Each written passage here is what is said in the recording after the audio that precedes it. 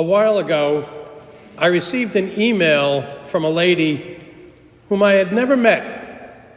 She stumbled across my YouTube channel and she wanted to share something with me. She told me that she was born and raised a Catholic and was educated by Dominicans. By the way, me too.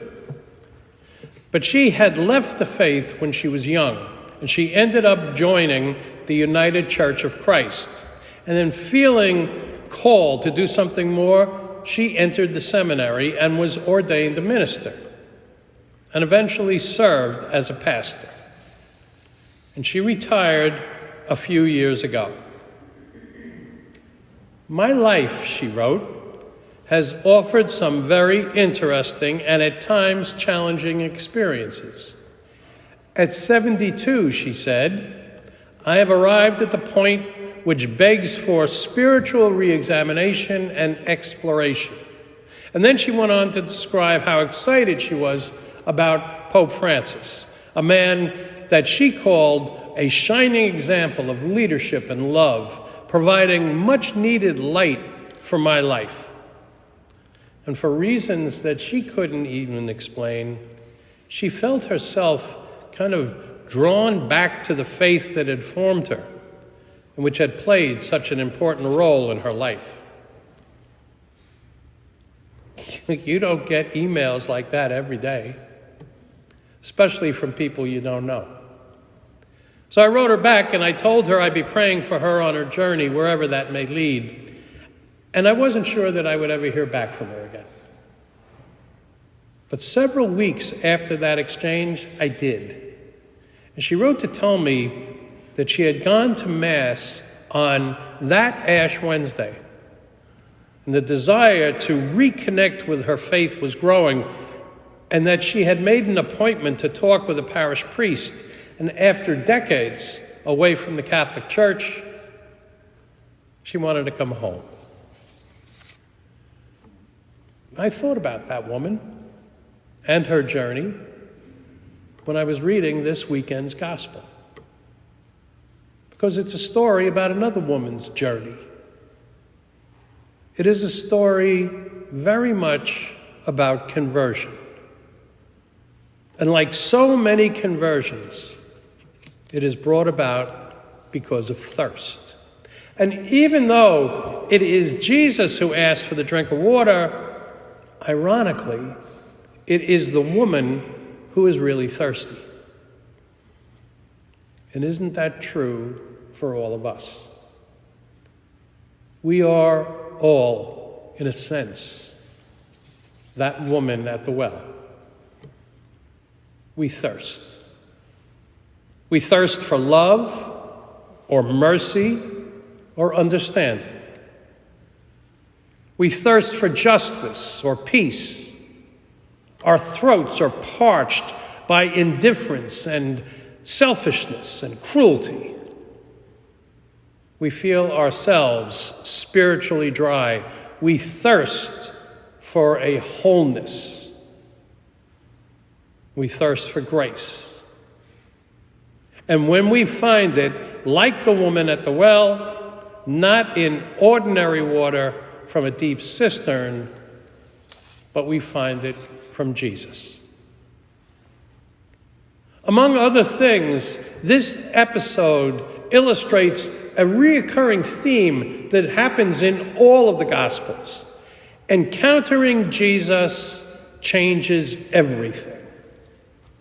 We hear it in the Scriptures again and again. The blind see, the lame walk, the dead rise.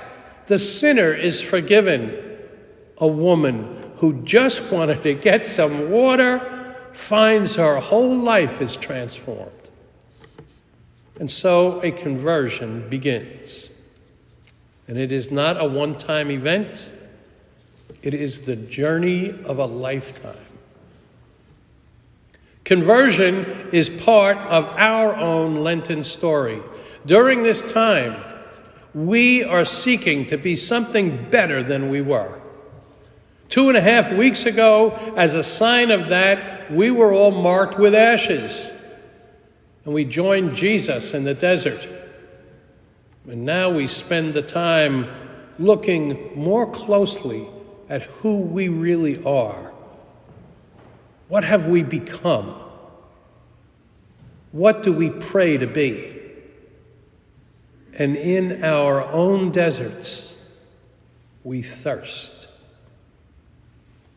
But this gospel tells us that whatever we are thirsting for, whatever is lacking in our lives, Jesus will provide. He offers us living water. This gospel reading, I think, has so many layers. Like the well, it goes real deep. But there's one detail that I find especially striking, because it tells us this incident is not just about some random meeting with a Samaritan woman on some hot noonday. It is so much more than that. This incident is really all about resurrection. It foreshadows Easter. It is an encounter with hope. Easter morning, you recall, Mary Magdalene meets Jesus outside the empty tomb, and then she runs to tell others what she's seen. And here, in this gospel, another woman encounters Christ by the well and also runs to tell others what she has seen. You see, the good news can never be contained. The woman bears witness, and then others do likewise. And then nothing stays the same. An encounter with Christ, an encounter with grace, changes everything. And Lent is all about seeking that encounter, desiring that change. We want to alter the direction of our lives. We thirst for that. And very often, it means that we want to come home. And so last month, I wrote to that minister to see how that meeting went with that priest. And she wrote back, "I cannot begin to tell you how extraordinary it was." She met with the priest after a Sunday Mass, and for the first time in decades, she received the sacrament of reconciliation. He heard her confession, and she told me she hopes to receive the Eucharist. "I did not go to bed until late Sunday night," she wrote. "I was too wound up. I have been on the move ever since."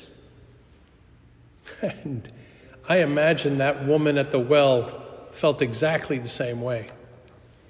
So please keep this woman minister in your prayers, and pray too for all who are making their way to the church, especially for our own candidates, Ethan and Maxine and Melissa, as they prepare for this Easter.